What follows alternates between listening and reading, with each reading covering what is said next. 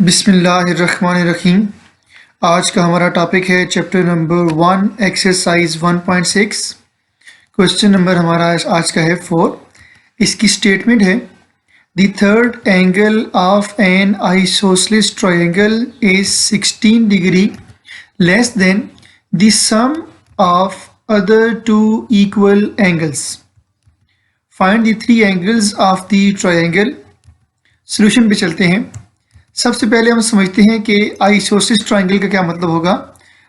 Iso का मतलब होता है सेम। Iso means same. ये हमारे पास क्वेश्चन में कुछ पॉइंट्स हैं जो आपको हम डिस्क्राइब करेंगे, भी समझेंगे पहले। इसी तरह से नेक्स्ट लिखा हुआ है सम। सम मीन्स टू ऐड। सम का मतलब होता है हम ऐड करेंगे।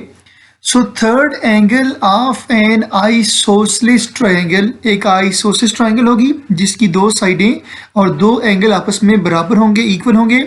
उसका तीसरा एंगल और तीसरी साइड डिफरेंट होगी, उसकी बात हो रही है। उसके थर्ड एंगल की बात हो रही है। That third angle is 16 degree less. 16 degree कम होगा किससे? The sum of other two equal angles, बाकी दोनों इक्वल एंगल के सम से वो 16 डिग्री कम होगा, लेस होगा। ये हमें कंडीशन गिवन है।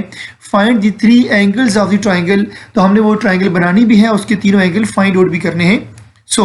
हम एक ऐसी ट्राइंगल बनाएंगे जिसकी दो साइडें आपस में बराबर होंगी और इनके अपोजिट एंगल भी यहाँ पर आपस में बराबर होंगे, इक्वल होंगे। इसी ट्राइंगल के तीनों जो एंगल्स हैं, हमारे पास दो इक्वल एंगल है और एक थर्ड एंगल है, उसको भी हम डिस्क्राइब करते हैं। हमारे पास जो इसका पहला एंगल होगा वो होगा हमारे पास x, ये हमने ऊपर बना दिया। और इसको हमने बोलेंगे let the third angle of an isosceles triangle is equal to x। ये जो थर्ड एंगल है इसको हमने सपोज कर लिया इक्वल टू x। एक और एंगल हमारे पास है, ये एंगल है y। और क्योंकि दो एंगल इक्वल हैं तो ये पहला इक्वल एंगल आएगा equal to y and the one equal angle is equal to y। एक और भी हमारे पास इक्वल एंगल आएगा, वो इक्वल एंगल हमारे पास आएगा y and the second equal angle is equal to y। Question की स्टेटमेंट से इक्वेशन बनाने की कोशिश करते हैं। दोबारा से हम साथ स्टेटमेंट लिखते भी हैं और उसकी इक्वेशन बनाते भी हैं। देखिएगा लिखा हुआ था the third angle, that third angle is equal to x of an isosceles triangle is. तो हम आगे लिखते हैं इज का मतलब होता है इक्वल टू 16। तो हम इस साइड पर भी लिख देते हैं 16। आगे लिखा हुआ है लेस देन का मतलब होता है minus. Minus 16। The sum of, sum कहते हैं ऐड करने को, प्लस करने को सम करेंगे, प्लस करेंगे किसको? The other two equal angles. तो पहला इक्वल एंगल है y, इसका सम यानी प्लस करेंगे दूसरे इक्वल एंगल y के साथ। तो ये बनेगा y plus y minus 16 degree is equal to x।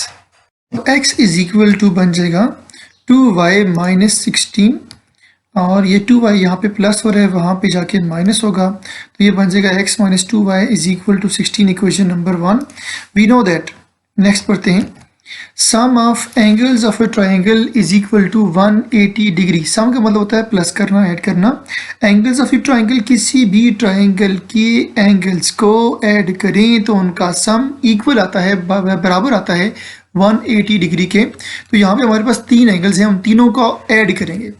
पहला एंगल है x प्लस मीन सम, दूसरा एंगल y प्लस तीसरा एंगल भी हमारे पास है y। ये दो एंगल हमारे पास इक्वल थे, they are equal to 180 degree.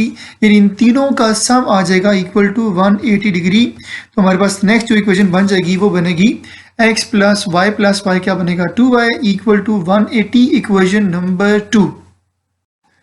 इस क्वेश्चन को हम पहले करेंगे मैट्रिक्स इन्वर्जन मेथड से।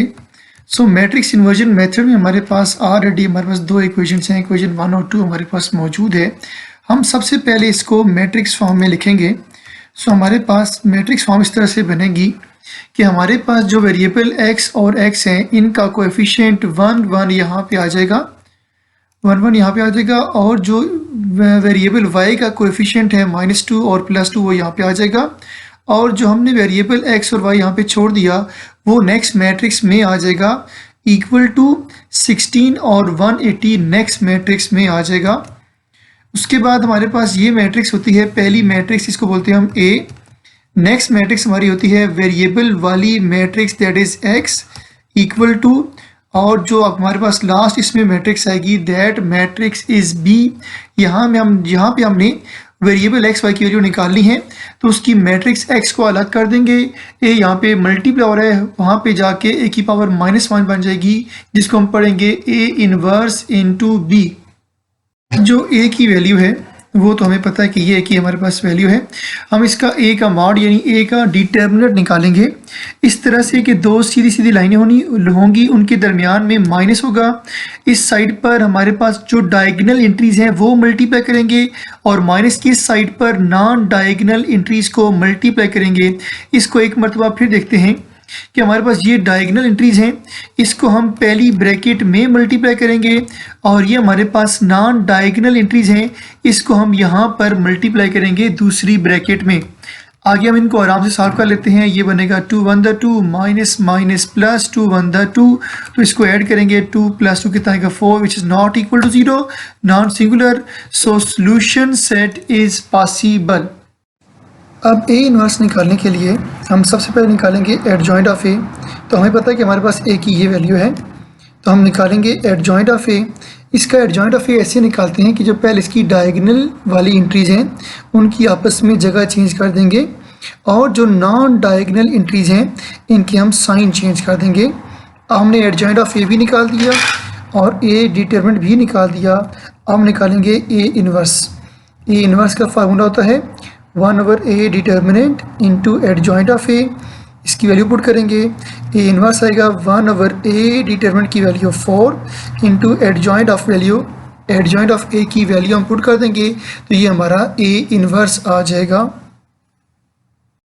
अभी हम x का इनवर्स निकालते हैं। So x was equal to A inverse into B. अगर हम इसकी वैल्यूज पुट कर देंगे तो x की वैल्यू है x एंड y, और ए इनवर्स की वैल्यू है 1/4 2 2 -1 1, और साथ बी मैट्रिक्स आपको पता है कि आपके पास ये बी मैट्रिक्स है 16 एंड 180, इसको हम साथ लिख देंगे। अब इनको आपस में मल्टीप्लाई करते हैं। जैसे हम लेंगे फर्स्ट रो को मल्टीप्लाई करेंगे फर्स्ट कॉलम के साथ, फिर second row multiply with the first column, तो हम इसको इस तरह से मल्टीप्लाई कर लेंगे, तो ये हमारा बन जाएगा नेक्स्ट, ये बनेगा 32 + 360, और ये बनेगा -16 + 180। और अगर हम नेक्स्ट चलें तो ये हमारा बन जाएगा 1/4, और इन दोनों को ऐड करेंगे 392, इन दोनों को सब्ट्रैक्ट करेंगे बिकॉज इनका साइन डिफरेंट है, तो ये बनेगा 164। अब इस 1/4 को हम आगे अंदर मल्टीप्लाई कर लेते हैं। तो 1/4 को पहले हम मल्टीप्लाई करेंगे 392 के साथ, तो देखिएगा ये 1/4 मल्टीप्लाई करेंगे 392 के साथ, फिर 164 को भी मल्टीप्लाई करेंगे 1/4 के साथ, तो इनको मल्टीप्लाई करने के बाद बन जाएगा 98 और 41। इसका मतलब है कि x हमारे पास बन जाएगा 98 और y बन जाएगा 41। इसी क्वेश्चन को हम क्रैमर रूल से भी करेंगे। सो क्रैमर रूल में हमारे पास a की वैल्यू पहले से मौजूद है। हम इसका भी सबसे पहले जो निकालते हैं वो इसका डिटरमिनेंट निकालते हैं, क्योंकि हम ये पहले निकाल चुके हैं इसलिए हम इसको दोबारा नहीं निकालेंगे। आपने इसको अगर दोबारा निकालना चाहे निकाल सकते हैं, सेम क्वेश्चन है ना, भी निकालने गलत नहीं है। क्रैमर रूल में हमने 2 डिटर्मिनेंट और निकालने हैं। इनमें से पहला डिटर्मिनेंट अभी हमारा होगा ax डिटर्मिनेंट, ax मॉड भी इसको बोल सकते हैं। इसमें जो इसका पहला कॉलम होगा वो बी मैट्रिक्स वाला कॉलम हम इसके पहले कॉलम की जगह लिखेंगे, और जो एक सेकंड कॉलम था वो सेकंड कॉलम वैसे ही रहेगा। अब इसको हम आगे इसको ओपन करते हैं, तो हमें पता है कि हम इसमें दरमियान में 2 लाइनें डालेंगे सीधी सीधी, और जिनके दरमियान में माइनस होगा, जिसकी लेफ़्ट साइड पर भी एक ब्रैकेट होगी जिसमें हम मल्टीप्लाई करेंगे डायगोनल एंट्रीज को, और माइनस के राइट साइड पर भी हम 2 एंट्रीज को आपस में मल्टीप्लाई करेंगे। ये हमारी नॉन डायगोनल एंट्रीज होंगी। इसको एक मरतबा फिर से सीखते हैं। जो हमारा ये पहला क्रॉस आएगा यानी पहली डायगोनल एंट्रीज आएंगी वो पहली ब्रैकेट में मल्टीप्लाई करेंगे, और जो इसी का जो दूसरा बनता है क्रॉस का दूसरा हिस्सा, ये नॉन डायगोनल एंट्रीज होंगी, ये दूसरी ब्रैकेट में हम इसको मल्टीप्लाई कर देंगे। अभी हम इनको आगे इस तरह से चलाएंगे कि हम इनको आगे ओपन कर लेते हैं तो ये बनेगा 32 माइनस माइनस प्लस और ये बनेगा 360। अगर हम इनको ऐड कर दें तो ये बन जाएगा हमारा 392। ये हमारा बन चुका ए एक्स डिटर्मिनेंट। लेकिन हमारे पास ए वाई डिटर्मिनेंट है, हम वो निकालते हैं। सो ए वाई डिटर्मिनेंट हम इस तरह से बनाएंगे कि हमारा जो बी वाला कॉलम था, जो हमने पहले ए एक्स डिटर्मिनेंट में पहले लिखा था, पहले कॉलम की जगह ए वाई डिटर्मिनेंट में वही बी वाला कॉलम बाद में लिखेंगे। और जो इसका पहला कॉलम होगा, ए मैट्रिक्स का जो पहला कॉलम होगा वो वैसे ही सेम रहेगा। इसको भी आगे हम ओपन करते हैं तो ये हमारा बन जाएगा कि हम इस तरह से मॉड वाली दो सीधी सीधी लाइनें लगाएंगे जिनके दरमियान माइनस होगा, जिसकी लेफ्ट साइड पर भी हम इसके डायगोनल इंट्रीज को मल्टीप्लाई करेंगे और जिसके राइट साइड पर हम इसकी नॉन डायगोनल इंट्रीज को मल्टीप्लाई करेंगे। एक मरतबा इसको और समझते हैं। जो डायगोनल एंट्रीज हैं वो पहली ब्रैकेट में मल्टीप्लाई और जो नॉन डायगोनल एंट्रीज हैं वो दूसरी ब्रैकेट में मल्टीप्लाई होंगी और लाजमन दरमियान में माइनस ही होगा। आगे इनको अगर हम सॉल्व करें तो ये बनेगा 180 minus 16 which is equal to 164। में x का फार्मूला होता है x is equal to A X determinant dividing by A determinant. अगर हम इसकी वैल्यू पुट करें विच इज़ इक्वल टू 392 और नीचे आएगा 4, इन दोनों को डिवाइड करें तो 98, यानी x की वैल्यू बन गई 98।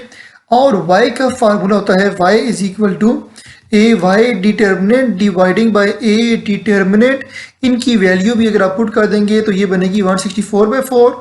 इन दोनों को डिवाइड करेंगे तो आपके पास y की वैल्यू बन जाएगी 41, यानी x की वैल्यू 98 है और y की वैल्यू 41 है। ये आपने वैल्यूज़ निकालनी थी।